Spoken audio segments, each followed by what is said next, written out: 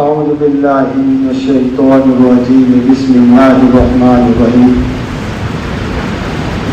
سورہ فاتحہ کی تفسیر چل رہی تھی۔ سورہ فاتحہ نازل ہوئی، ایک مرتبہ حضرت جبرائیل علیہ السلام اللہ کے نبی صلی اللہ علیہ وسلم کے پاس بیٹھے ہوئے تھے، تو ایک بہت بڑا دروازہ کھلتا ہے، اس کی جیسے آواز آتی ہے اس طریقے سے آواز آئی۔ حضرت جبرائیل علیہ السلام نے پوچھا کہ یا رسول اللہ صلی اللہ علیہ وسلم آپ نے آواز سنی؟ کہا کہ ہاں میں نے سنی۔ کہا کہ یہ جنت کے دروازوں میں سے دروازہ کھلا ہے، یہ آسمانوں کے اوپر پہلی مرتبہ یہ دروازہ کھلا گیا ہے جس کی آواز ہے۔ وہاں سے ایک فرشتہ آتا ہے سورہ فاتحہ کو لے کر، تو وہ فرشتہ آسمان سے نیچے آیا اور اللہ کے نبی صلی اللہ علیہ وسلم کو سورہ فاتحہ سنائی اور فرمایا کہ یا رسول اللہ صلی اللہ علیہ وسلم آپ کو خوشخبری ہو دو نوروں کی، دو نور۔ فرمایا کہ کون سے نور؟ اللہ کے نبی صلی اللہ علیہ وسلم کو دو نور دیے گئے جو پہلے نبیوں کو نہیں دیا گیا تھا۔ پہلے نبیوں کو اس میں سے کوئی چیز دی نہیں گئی تھی۔ وہ دو نور یہ ہے کہ سورہ فاتحہ ہے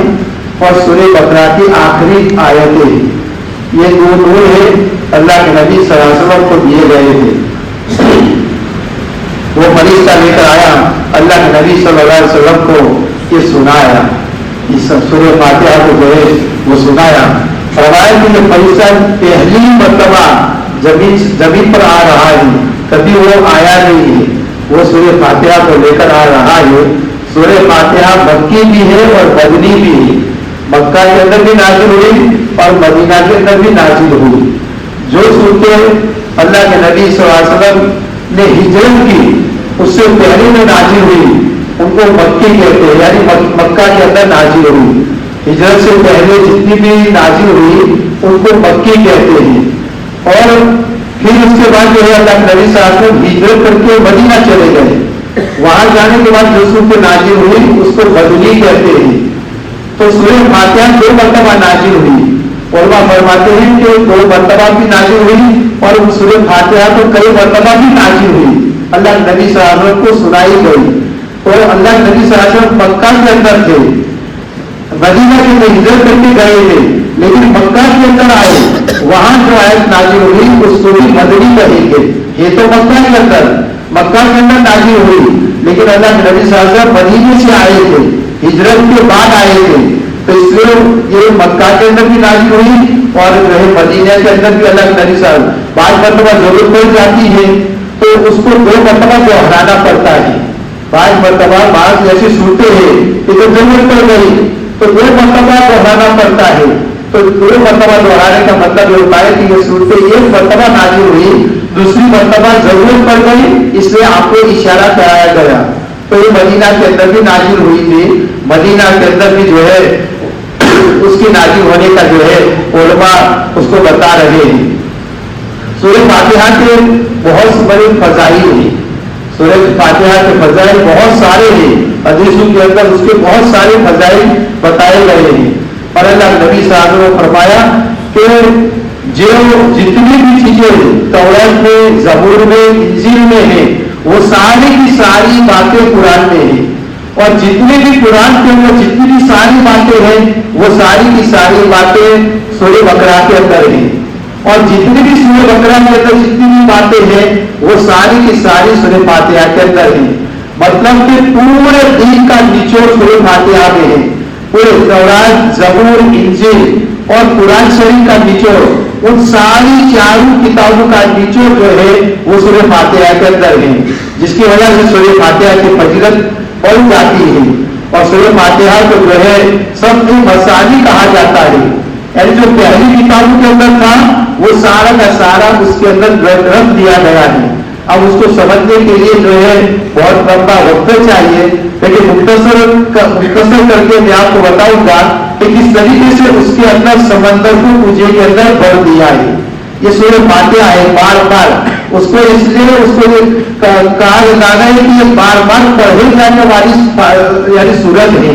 اس لیے سورہ فاتحہ کا جو ہے بہت سارے نام ہیں، 50 51 71 تک بتائے ہیں، اتنے کسی سورت کے نام نہیں ہیں جتنے سورہ فاتحہ کے نام ہیں۔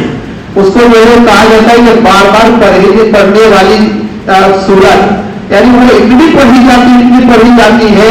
کہ ہر نماز کی ہر رکعت کے اندر پڑھنا واجب ہے، ہر نماز کے اندر، سنتوں کے اندر بھی، فرائض کے اندر 2 رکعتوں کے اندر، یعنی ہر رکعت کے اندر اس کو پڑھا جاتا ہے، اور ہر جو ہے اور اتنی آسان کرنی ہے اس کو جو ہے عربی کے اندر لگ جائے، لیکن اس کا ترجمہ یہ ہے آسان، اتنی آسان ہے کہ چھوٹے چھوٹے بچے بھی اس کو جلدی یاد کر لیتے ہیں، اور ہر ایک کو جو ہے زبان کے اوپر جلدی یاد ہو جاتی ہے۔ اس لیے سورہ فاتحہ ہے، سورہ فاتحہ کے بہت بڑے فضائل ہیں۔ ایک فضائل تو یہ آتا ہے کہ ہر نماز کے بعد وہ شخص سورہ فاتحہ کو اپنے دل کے اوپر یعنی ہاتھ رکھ کر پڑھتا ہے تو اللہ پاک جسمانی بیماری سے اس کی حفاظت فرماتے ہیں۔ دوسرا فائدہ یہ ہے، دوسری فضیلت یہ ہے کہ سونے سے پہلے اگر وہ پڑھتا ہے، سونے سے پہلے اگر سورہ فاتحہ